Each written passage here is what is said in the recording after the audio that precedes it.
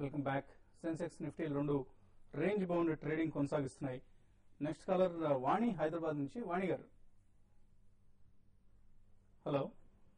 Hello, Coal India long term కి ఎలా ఉంటదండి? కోల్ ఇండియా కొందాం అనుకుంటున్నారా ఇప్పుడు? ఉందండి, ఆల్రెడీ 315 లో తీసుకున్నాము. ఓకే అండి. గల్ఫ్ ఆయిల్ కూడా sir. Coal India and Gulf Oil fundamental ఎలా కనిపిస్తున్నాయి లాంగ్ టర్మ్? డెఫినెట్లీ మంచి షేర్స్ అన్ని రెండు కూడా. Coal India especially is absolutely the black gold అని చెప్పొచ్చు మనం. And among the PSU companies last 1 year లో చూసుకుంటే కూడా ఐపీఓలో పెట్టిన వాళ్ళు కూడా మంచి గెయిన్స్ వచ్చాయి. And it's an excellent stock to own for long term. So మీరు 315 లో మీరు కొనంటున్నారు కాబట్టి లాంగ్ టర్మ్ మీరు మెయింటైన్ చేయండి. ఒకవేళ క్వాంటిటీలో ఉంటే మాత్రం మీరు అరౌండ్ 450 జోన్ లో కొద్దిగా ప్రాఫిట్స్ బుక్ చేయండి. మొత్తం కాదు, maybe around 30% of the quantity you have profits book చేయండి. But rest of the quantity you can really carry it for long term. Gulf oil కూడా యూ కెన్ మెయింటైన్ ఇట్ అండి, because వాళ్ళకి ఇక్కడ హైదరాబాద్ లో ఒక లార్జ్ స్ట్రెచ్ ఆఫ్ ల్యాండ్ కూడా ఉంది. Apart from that last year వాళ్ళు ఒక రైట్స్ ఇష్యూ కూడా చేయడం జరిగింది. Fundamentally it's also a strong company, so you can continue to hold both the stocks.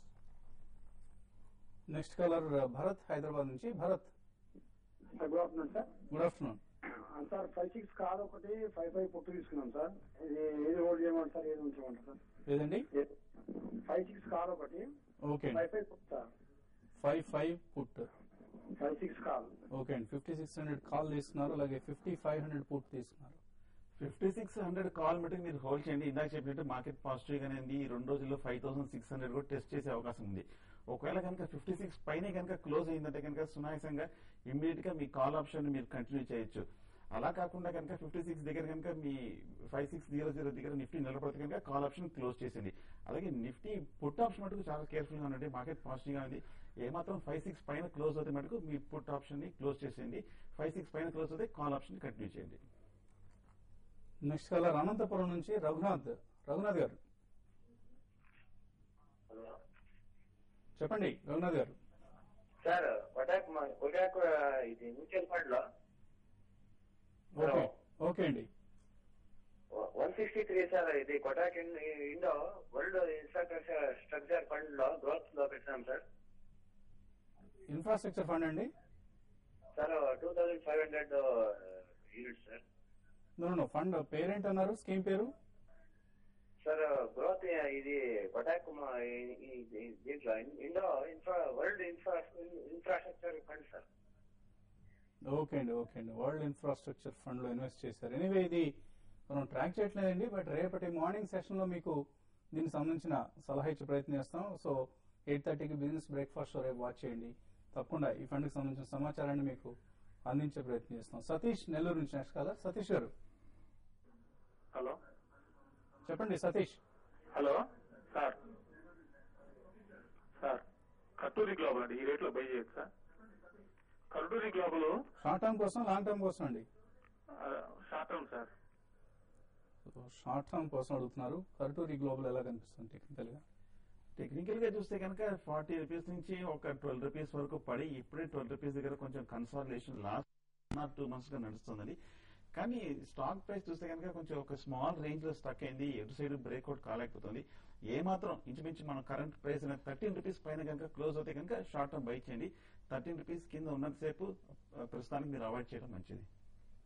So ప్రస్తుతానికి అయితే అవాయిడ్ చేయండి కర్టూరి గ్లోబల్ ని. మీరు షార్ట్ టర్మ్ కోసం అంటున్నారు కాబట్టి, otherwise medium to long term కోసం అయితే మాత్రం కొంచెం రిస్క్ ఎప్టైట్ ఉంటే స్మాల్ క్వాంటిటీస్ లో తీసుకోవచ్చండి కర్టూరిని. కుటుంబరావు విజయవాడ నుంచి నెక్స్ట్ కాలర్. కుటుంబరావు గారు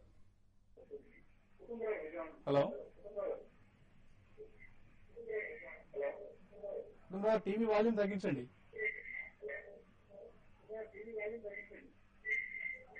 ఓకే అండి. సో కుటుంబరావు గారు కాల్ చేసి మర్చిపోయినట్లున్నారు, టీవీ చూసుకుంటున్నారు. సో ఎనీవే కర్టూరి లాంటి అగ్రి బేస్డ్ స్టాక్స్ లో ఈ కంపెనీ ప్రధానంగా ఇండియాల కంటే కూడా ఆఫ్రికా లాంటి దేశాలకు వెళ్లి ఎక్కువగా కార్యకలాపాలు నిర్వహిస్తుంది. సో ఎటువంటి స్ట్రాటజీని మీరు సజెస్ట్ చేస్తారు? అంటే బేసికలీ కరటూరి స్పెసిఫిక్లీ ఆ స్టాక్ లాస్ట్ ఇయర్ చాలా వివాదాలు కూడా వచ్చాయండి. అందుకని అది చాలా హై నుంచి అందరూ ఫండ్స్ కూడా చాలా హెవీగా అమ్మకాలు జరిపారు. వాళ్ళు ఇథియోపియాలో వాళ్ళు ఆల్మోస్ట్ అబౌట్ 500,000 ప్లస్ ఏకర్స్ లో వాళ్ళు ఫుడ్ గ్రెయిన్స్ ప్రొడక్షన్ చేపట్టారు. వాళ్ళు వరల్డ్స్ లార్జెస్ట్ ఫ్లోరికల్చర్ కంపెనీ అని చెప్పి కూడా క్లెయిమ్ చేస్తారు. సో ఎక్కడైతే మనకి వివాదాలు వస్తాయో అటువంటి స్టాక్స్ కొద్దిగా దూరంగా ఉండడం మేలండి. ఎందుకంటే మనం ఫస్ట్ ఒకటి మేజర్ గా చూసేది ఏంటంటే ఇప్పుడు 50 years లో China is having its largest drought. So food prices పెరిగితే ఒకవేళ వాళ్ళు సక్సెస్ఫుల్ గా ఫార్మింగ్ చేసినా కానీ ఫుడ్ గ్రెయిన్స్ అంత ఈజీగా ఎక్స్పోర్ట్ అలౌ చేస్తారా ఆఫ్రికన్ నేషన్స్ అనేది అది మనకి ఒక మేజర్ రిస్క్ లా తయారవచ్చండి. బట్ అదర్వైజ్ ప్రస్తుతం మాత్రం అగ్రి స్పేస్ లో చాలా సీడ్ కంపెనీస్ కానీ అగ్రోకెమికల్ కంపెనీస్ వేరే ఉన్నాయి. సో అటువంటి వాటికి వీ కెన్ బై బికాస్ వాటికి లాంగ్ టర్మ్ విజిబిలిటీ అనేది ఉంటుంది. ఇది basically only one type of product currently కాబట్టి there is a lot of almost 14 inch పడ్డది కాబట్టి మీరు ఇందాక చెప్పినట్టు మేబీ చాలా హై రిస్క్ ఎపిటైట్ ఉన్న వాళ్ళు 11-12 రూపీస్ లో కొద్దిగా కొనుక్కుని they should not expect major gains అండి. స్వల్పంగా 20-25% రిటర్న్ వచ్చినా కానీ ప్రాఫిట్స్ బుక్ చేస్తున్నారు. బట్ ఓవరాల్ గా మాత్రం you have to be extremely careful in such stocks. Okay, next caller Nagaraj Kurnool నుంచి. నాగరాజ్ గారు అడగండి. హలో, యా అడగండి నాగరాజ్ గారు. సార్ ఇది టాటా మోటార్స్ గురించి అండి. టాటా మోటార్స్ ఏ రేట్ లో కొన్నారండి? 1080 సార్. క్యాష్ లోనా ఫ్యూచర్స్ లో తీసుకున్నారా? క్యాష్ లో సార్.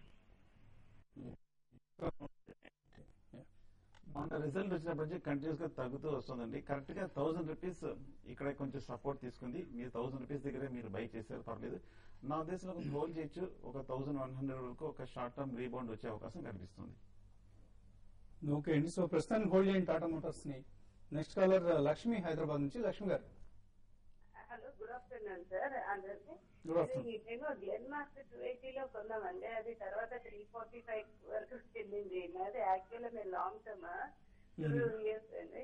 అది మన అవ్వలేదు. ఇప్పుడు 340 నేను తీసేయచ్చా లేకపోతే ఉంచుకోవచ్చా?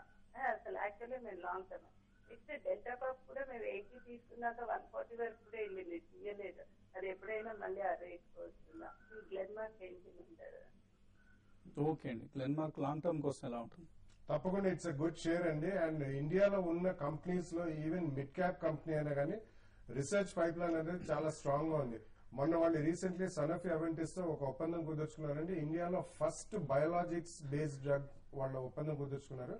సో లాంగ్ టర్మ్ అంటున్నారు కాబట్టి మీరు తప్పకుండా ఉంచండి. కానీ ఒకటి మాత్రం చెప్తానండి, యాజ్ అన్ ఇన్వెస్టర్ కూడా మీకు ఎప్పుడైనా ఇందాక మీరు డెల్టా కాప్ 80లో తీసుకున్న తర్వాత 140కి వెళ్ళిందని చెప్పారు. మీకు అంత ఫెనామినల్ గెయిన్స్ వచ్చినప్పుడు 50-70% gains or close to 100% gains వచ్చినప్పుడు కొద్దిగా ప్రాఫిట్స్ బుక్ చేయడం అనేది ఉత్తమం అండి. ఎంత లాంగ్ టర్మ్ అయినా కానీ ఒక 30-40% or even 50% of the stock మీరు ప్రాఫిట్స్ బుక్ చేసి తర్వాత అది రియాక్ట్ అయితే డెఫినెట్లీ అదే మళ్ళీ కొనొచ్చు. లేకపోతే వేరే సెక్టర్ లో కానీ వేరే కంపెనీ కానీ కొనొచ్చండి. సో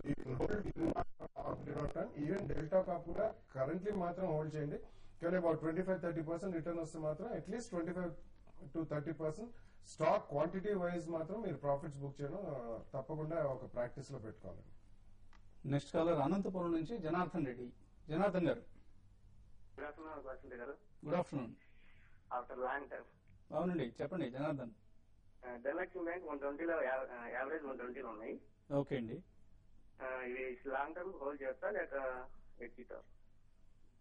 ఓకే అండి, ధనలక్ష్మి బ్యాంక్ లాంగ్ టర్మ్ కోసం ఎలా ఉంటుంది? యా డెఫినెట్లీ ఉంచండి ధనలక్ష్మి బ్యాంక్ కూడా. ఎందుకంటే రీసెంట్లీ వాళ్ళు last 6 months to 1 year track record చూస్తే వాళ్ళు హెవీగా ఆల్మోస్ట్ ఎంప్లాయీ కౌంట్ డబుల్ చేశారు. బ్రాంచ్ ఎక్స్పాన్షన్ కూడా చాలా హెవీగా వెళ్లారు. అండ్ ఫస్ట్ థింగ్ ఈ మధ్య కాలంలో ఎఫ్ఐఐ హోల్డింగ్ కూడా క్లోజ్ టు 50% వచ్చిందండి. సో నెక్స్ట్ 2 or 3 years లో తప్పకుండా వీటన్నిటివి రిజల్ట్స్ మీకు కనిపిస్తాయండి. మీరు లాంగ్ టర్మ్ అంటున్నారు కాబట్టి తప్పకుండా ఉంచండి. ఆర్ మేబీ ఇక్కడ నుంచి అబౌట్ 15-20% క్రాక్స్ వస్తే మాత్రం సెకండ్ ప్రైస్ పాయింట్ లో కూడా తప్పకుండా కొనండి. Over the next 2 to 3 years time frame definitely మీకు మంచి ప్రాఫిట్స్ చేకూరే అవకాశం ఉందండి. సో మీరు కొన్న ప్రైస్ దగ్గర ఉందండి, హోల్డ్ చేయండి. మేబీ లాంగ్ టర్మ్ ఉన్నారు కాబట్టి 1 to 2 years పర్స్పెక్టివ్ తో అలాగే హోల్డ్ చేయండి. ఫైనల్ గా కమోడిటీస్ ట్రేడర్స్ ఎటువంటి కాల్స్ ఇస్తున్నారు? ఇంట్రాడేకి సంబంధించి జింక్ మనకి పాజిటివ్ 130 రేంజ్ లో ట్రేడ్ అవుతుంది. 101.50 రేంజ్ లో బై చేస్తే కనుక 102.80 వరకు టార్గెట్ ఉంది. అండ్ 101.25 స్టాప్ లాస్ పెట్టుకోవచ్చు. అదేవిధంగా కాపర్ చూసుకున్నట్లయితే లాస్ట్ 3 సెషన్ నుంచి కూడా కొంత వాలటైల్ గా ఉన్నప్పటికీ ఇంట్రాడేకి సంబంధించి అయితే 409 ట్రేడ్ అవుతుంది. ఇది 405 రేంజ్ లో ఉన్న మనం బై చేసుకున్నట్లయితే ఆల్మోస్ట్ 414 దాకా టార్గెట్ ఉంది. అయితే 400 స్టాప్ లాస్ పెట్టుకుని ఆ రేంజ్ లో బై చేసుకోవచ్చు. ఓకే, మీరు ఎటువంటి సలహా ఇస్తున్నారు? మార్కెట్ పాజిటివ్ గానే రిలయన్స్ కూడా డేస్ హై 952 పైన బ్రేక్అవుట్ అయింది. సో నా ఉద్దేశంలో కొంచెం కాషియస్ గా బై పొజిషన్ తీసుకోవచ్చు. 5-6 నెక్స్ట్ మేజర్ లెవెల్ గా